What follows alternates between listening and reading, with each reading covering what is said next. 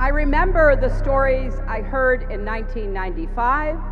I remember the stories I heard when I visited with SEWA members when I was Secretary of State, and I remember the stories that I heard when I came here again in 2018. Your stories are stories of courage, determination, and inspiration.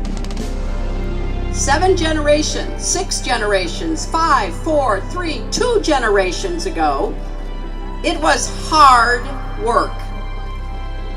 Now it is work that has extreme heat, making it even more difficult.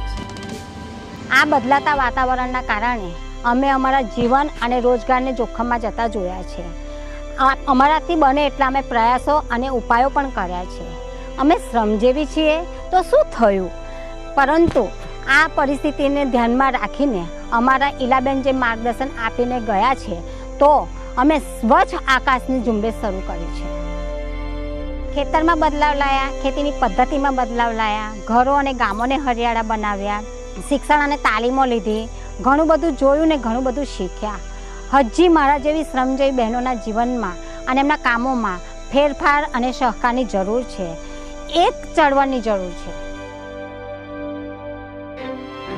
So Rima and I started talking last summer, and she had this idea that maybe SEWA could be a partner and a model in creating a climate resilience fund. And as she talked, and as I and others who you've heard from listened, the idea became real.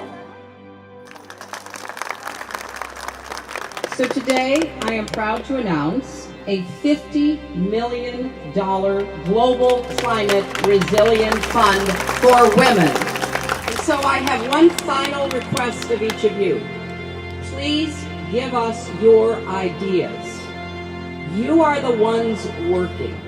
You are the ones who know what can make a difference to you. And so we need your experience and your advice, because together we're not only going to help members of SEWA, but we will create models that will help women and men and children across the world.